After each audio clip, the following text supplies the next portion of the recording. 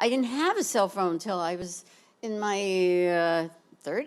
Rhea Perlman's son, Elijah Blue, has been fighting addiction for years. In December 2023, she went to court trying to control his finances, fearing he'd waste everything on drugs. The legal battle lasted 9 months before she dropped the case. But in June 2025, police found him acting strangely at home with drugs present. He was rushed to the hospital. At 77, Rhea watches helplessly as her son destroys himself. She's won 4 Emmys and earned millions, but she can't save the person who matters most. The guilt is killing her. Rhea Perlman was born on March 31st, 1948, in Coney Island, Brooklyn, into a home filled with quiet determination. Her parents were Jewish immigrants from Poland and Russia who had come to America chasing the dream that so many others hoped to find after World War II. Her father, Philip, managed a doll parts factory, not just working there, but running the whole place, which gave the family a bit more stability than most immigrants had at the time. Her mother, Adele, worked as a bookkeeper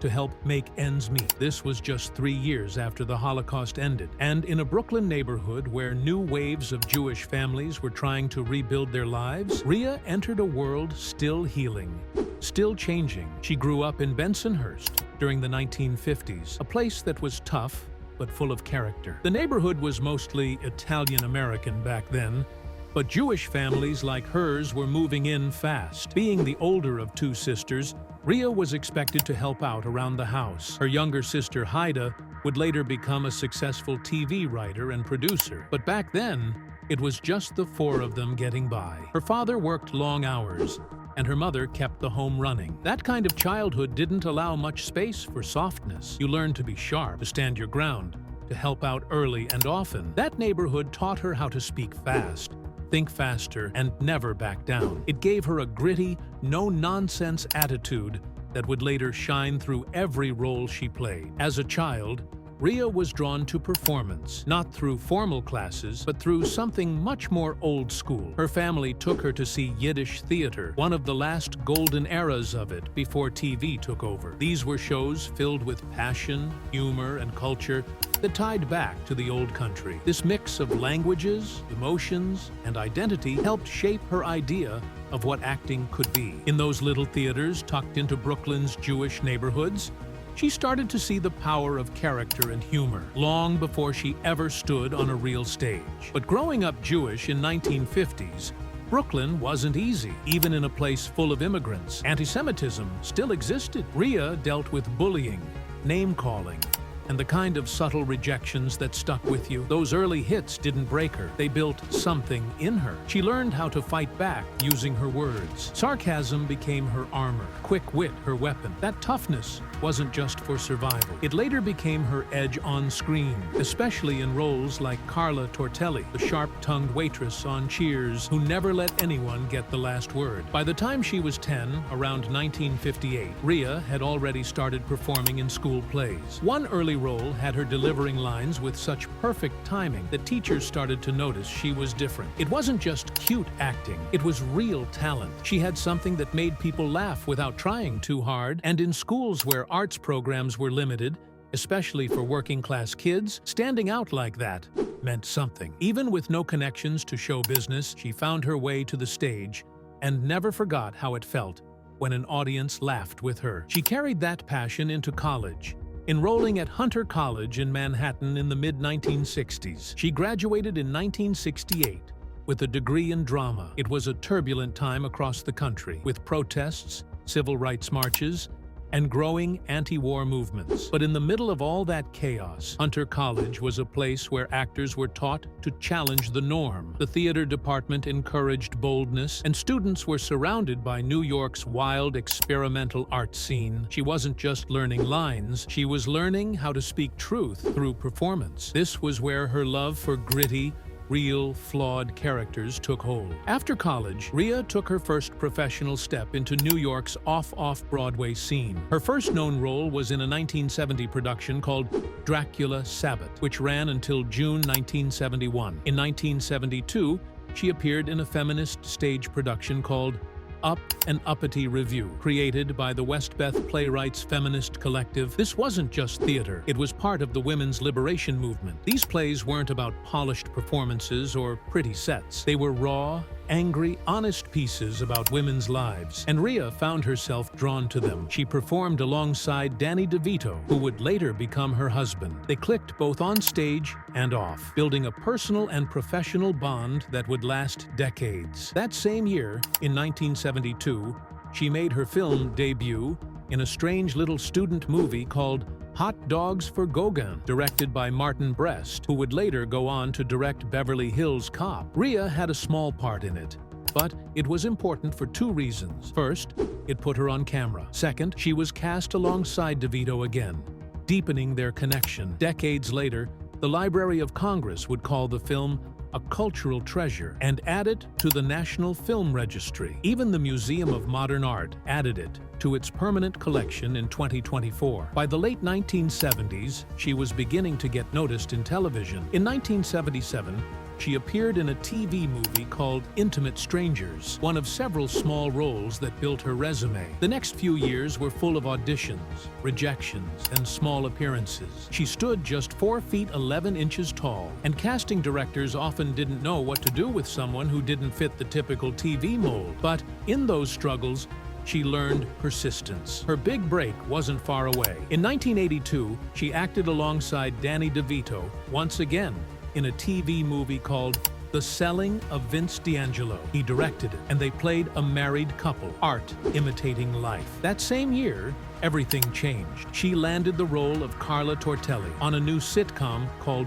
Cheers. Rhea Perlman didn't just stumble into the role of Carla Tortelli, she earned it with a performance that turned heads. The producers had seen her on stage playing a tough character, nothing like the sweet Xena she played on Taxi. That contrast proved she had serious range. James Burrows, who had already worked with her, believed in her from the start. He knew she could pull off Carla's biting humor and fast one-liners, and he was right. The moment she stepped into the bar on Cheers in 1982, she brought a kind of energy no one else could. Carla wasn't just funny. She was sharp, raw, and unforgettable. By 2011, NBC ranked her as one of the greatest TV characters of all time, and the world agreed. When Perlman joined Cheers, something else happened that couldn't have been planned better. She was actually pregnant, and instead of hiding it, the writers worked it into the story. It made Carla's character feel even more real. While the show was still finding its footing with viewers in that first season, her performance gave it a solid heartbeat. She wasn't just delivering jokes. She was showing what it looked like to balance real life and comedy on screen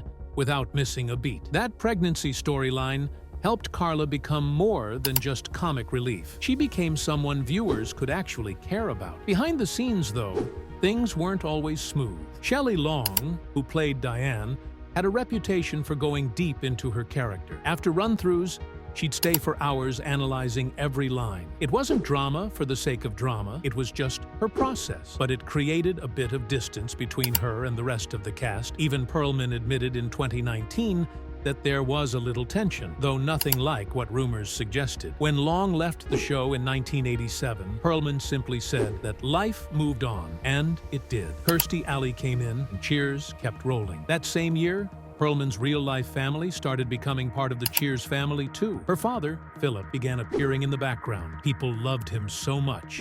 They started calling his character by his real name, Phil. He ended up speaking in over 30 episodes. Her sister Haida was already working in TV as a writer and producer. For Rhea, Cheers wasn't just a job, it became a family affair. And in 1984, when she won her first Emmy for Outstanding Supporting Actress, it felt like everything was coming together. She had gone from a small role on Taxi to becoming one of the strongest forces in TV comedy. By 1986, she had already won 2 Emmys. She ended up with 4 total wins and 10 nominations, more than anyone else on the show. Her physical comedy was on another level. Carla's wild gestures, her fast insults, her constant energy, all of it became part of what made Cheers so iconic. And even though she was nominated every single year except 1992, she never let it go to her head. She just kept showing up and doing the work. Cheers itself was evolving too. What started as a struggling show in 1982 eventually became one of the most celebrated sitcoms in TV history. It won 20 Emmy Awards out of 95 nominations, and Perlman was there for every single episode, all 273 of them. One moment that still stands out was when actor Jay Thomas, who played Carla's love interest Eddie Lebec, said something on his radio show that upset everyone. The listener asked about working on Cheers, and Thomas replied, "It's brutal. I have to kiss Rhea Perlman." That one sentence cost him everything. The producers were so offended that they killed off his character in the show. They made Eddie die in a Zamboni accident, off-screen, while Carla was pregnant with twins. Thomas later claimed he meant Carla the character, not Perlman herself, but the damage was already done. Meanwhile, Perlman's real life kept weaving into the show. She had more children with her husband, Danny DeVito, and each pregnancy was carefully worked into the script. During season 3, both she and Shelley Long were pregnant, but only Perlman's was visible on screen. That was a choice. The producers embraced her reality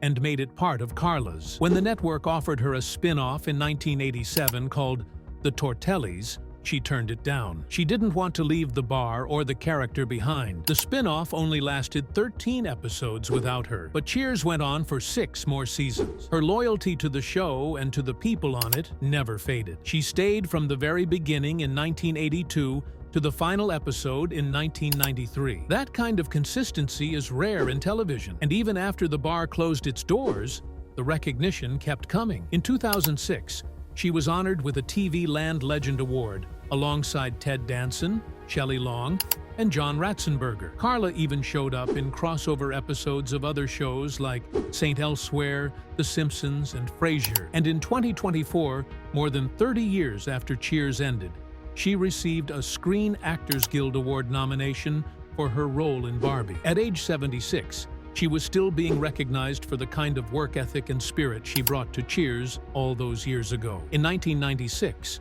Rhea Perlman stepped into one of her most unforgettable roles as Mrs. Wormwood in the film Matilda, directed by her real-life husband, Danny DeVito. But what audiences saw on screen was only the surface. The transformation behind the scenes was so intense, it almost turned into an entirely different character being born each morning. Makeup artists painted hundreds of tiny veins across her face, and they even colored in every bit of peach fuzz with a mascara wand. The result gave her an odd mustache and beard that looked ridiculous on purpose. Her eyebrows were darkened to the point of absurdity, and her teeth were painted with a special tobacco shade that made them look stained and yellow. It took time, effort, and serious trust. But when Perlman looked in the mirror, she didn't see herself anymore. She saw Mrs. Wormwood staring back, loud and proud. People on set said when she arrived at the trailer, she was just Rhea. But when she walked out, she was a completely different person. She didn't flinch when it came to the demands of the role. She let the crew do whatever was needed to make the character shine. The cake-eating scene, one of the most talked about moments in the movie, took about 2 weeks to film. And yes, there was real cake, a lot of it, enough to make the entire crew sick of sugar. That same year, Perlman made a return to television. In September 1996, she starred in Pearl on CBS, playing Pearl Corraldo, a sharp and hard-working widow who managed a loading dock by day and enrolled in night classes at an elite university by night. But school wasn't easy, especially with a professor like Stephen Pynchon, played by Malcolm McDowell, who made it his personal mission to make her feel small. He believed education was only for the elite and constantly tried to push her out. At first, it looked promising, but soon something started to feel off. Even Perlman noticed it. The show, according to her, kept doing the same thing over and over. Each episode followed the same routine. The professor tried to humiliate her. She hit back with quick one-liners, and then everything reset. It became repetitive. And by February 1997, Perlman admitted that it wasn't quite living up to expectations. Ratings were low, and the producers scrambled to fix it. They changed the format, brought in more physical humor, and tried to make the stories feel less stuck. But despite all the changes, Pearl aired its final episode on June 25, 1997, quietly ending after just 1 season. Rhea Perlman was born on March 31, 1948, in Coney Island, but grew up in Bensonhurst, Brooklyn, and her voice carried that accent wherever she went. It was sharp, familiar, and real, something people didn't forget. That voice became a secret weapon. Even after Cheers ended, and Carla Tortelli became a memory from the 80s. Her voice kept her alive in the world of animation. She was Judith in the 2016 film Sing, and her tone brought warmth and attitude that couldn't be faked. Whether kids knew her face or not, they knew that voice. Over the years, she kept showing up in animated projects, becoming a kind of hidden guide across generations who didn't even know she once ruled primetime TV. In 2015, she appeared in I'll See You in My Dreams, playing a woman named Sally. It wasn't a big, flashy part, but it was honest. The story was about growing old and finding love again after loss, and that hit close for her. During a visit to the Royal Oaks retirement community, where the movie was filmed, she talked about how filming those scenes made her think about aging. She said it scared her, but watching the people who lived there made her feel a little calmer. It was the kind of movie that didn't pretend getting older was easy, and neither did she. She had spent decades with Danny DeVito, and though their relationship had its ups and downs, it gave her a personal window into the quiet weight that love and time carry. By 2021, the world had changed. COVID-19 had touched nearly every life, and the people who were hit the hardest were often older, often isolated. Perlman was 73 that year. Studies from that time showed that more than a third of people who were hospitalized for COVID felt symptoms of post-traumatic stress not long after being discharged. Women were especially vulnerable. If Perlman had gone through that herself, she would have been among the people most affected mentally, even if the headlines never reported it. And that matters, because behind every celebrity is still a person who can be scared, confused, and shaken by things they never expected. Then came 2023, and with it, a twist no one saw coming. Perlman stepped into one of the biggest films of the year, Barbie. But she didn't play a toy or a joke. She played Ruth Handler, the real-life creator of Barbie. Her scenes were soft and mysterious. She shared quiet moments with Margot Robbie's Barbie in a peaceful kitchen. And at first, you didn't even know who she was. She seemed to know things, to understand the deeper meaning of Barbie's journey. Only later did she reveal her name, Ruth, and with a small line, she nodded to the real Handler's legal troubles, including tax evasion charges from decades ago. That scene gave the movie something solid to stand on. It wasn't just dolls and neon pink. It had a heartbeat, and Rhea Perlman gave it that. Even in 2025, she hasn't slowed down. At 77, she showed up in Poker Face, a crime mystery series, and her name was still strong enough to grab attention. That same year, Lena Dunham's Netflix series Too Much became one of the most talked about romantic comedies. And even though details are vague, Perlman's connection to modern storytelling kept her relevant. Her Brooklyn roots and Polish-Jewish family history have always shaped the character she plays, grounded, gritty, and full of soul. Her sister, Rhea Perlman, a producer and writer who also worked on Cheers and Frasier, has remained part of her creative circle. What Perlman's career shows is something rare. She didn't cling to one role or one era. She let her work evolve. She stayed honest, never tried to become something she wasn't, and somehow that made her perfect for every decade she stepped into. Whether it was animation, late-life romance, pandemic-era uncertainty, or a quiet monologue in a Barbie dream world, Rhea Perlman never disappeared. She just kept finding new ways to show up, and when she did, it always felt real. It all started on January 17, 1971. Rhea Perlman had no intention of meeting the love of her life that night. She was just there to see a friend in a small off-Broadway play called The Shrinking Bride. But once she saw Danny DeVito on stage, something shifted. He was just 4 feet 10 inches tall, but he owned the stage like no one else. Rhea couldn't take her eyes off him. She later said she came onto him big time, and whatever she did, it worked. Within 2 weeks, she had moved into his Manhattan apartment. 2 weeks, not months, not years. 2 weeks. That kind of speed wasn't common even in the free-spirited 70s. Their families were stunned. She was Jewish. He was Catholic, but none of that mattered. They were inseparable, and what started as a wild spark turned into a bond that would defy every Hollywood expectation for more than 4 decades. They waited 11 years before getting married. 11 years of living together in a world where most couples rush to tie the knot. On January 28, 1982, they finally did it. Just 20 people were invited. It was a rainy Thursday in Los Angeles. No photographers, No magazine covers, just two people making a quiet promise. The timing couldn't have been more interesting. Taxi, the show that made DeVito a star, was about to end, and Cheers was just around the corner for Rhea. Her role as Carla Tortelli would soon become iconic, but in that moment, it wasn't about fame or timing. It was about two people who had taken their time and now felt ready. They didn't need a showy ceremony to prove anything. Then came the part no one saw coming. After 30 years of marriage, they separated in October 2012. Fans were shocked, but a few months later, in March 2013, they got back together. People thought it was over, but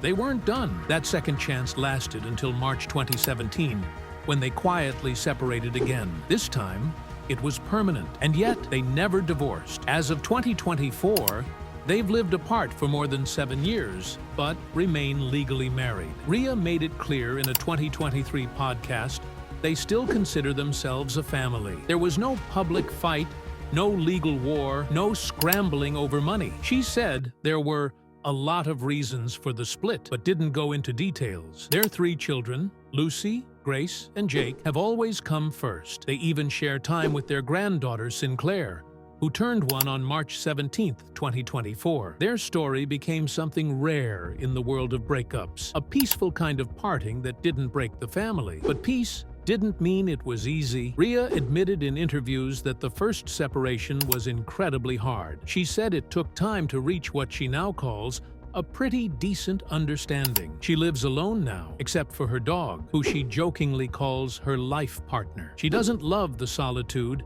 even if she used to enjoy quiet spells when Danny was away filming. She once laughed about the idea of dating again, saying she'd only consider someone really wonderful, rich and famous, gorgeous, and a lot younger. Beneath the humor, though, was honesty. Being alone isn't easy, even after a lifetime of love. And then came the moment that made people pause. At the 2024 Emmy Awards, they showed up together, smiling, walking the red carpet with their daughter Lucy. During the ceremony, Danny gave Rhea a warm nod, saying, "Even Rhea won 4 for Cheers." It was simple, but it said everything. The Emmys had been delayed because of the 2023 writers and actors strikes, so their appearance felt even more meaningful. In interviews that followed, Danny said they were doing great. They see each other often. They share their granddaughter. They show up for birthdays and holidays. Rhea has said it clearly. They'll never divorce. What they've built now isn't a typical marriage, but it's real. And in some ways, it might even be stronger. When George Wendt passed away on May 20th, 2025, at the age of 76, no one saw it coming. He had played Norm Peterson on Cheers for over a decade, becoming one of the most recognizable faces in American television. He was funny, familiar, and comforting, like a friend you'd known your whole life. And just like that, he was gone. His death wasn't just a line in the news. It was a sudden crack in something that had once felt timeless. Rhea Perlman, who had worked with him for years, was heartbroken. She told the New York Post that it was the saddest thing ever, not just because he died, but because no one expected it. Just a year earlier, in 2024, they had all been together again at the Emmy Awards for a Cheers reunion. He looked healthy. He seemed fine. Perlman even said she'd seen him and his wife, Bernadette Burkett, around the San Fernando Valley, and everything looked normal. There was no sign of anything serious, but the truth was hidden. His death certificate showed congestive heart failure, coronary artery disease, and hypertension. None of it had shown on the surface, and that made it worse for those who had loved him. There was no time to prepare, no warning, just the shock of a friend vanishing, leaving behind only memories and a silence that no sitcom laughter could ever fill again.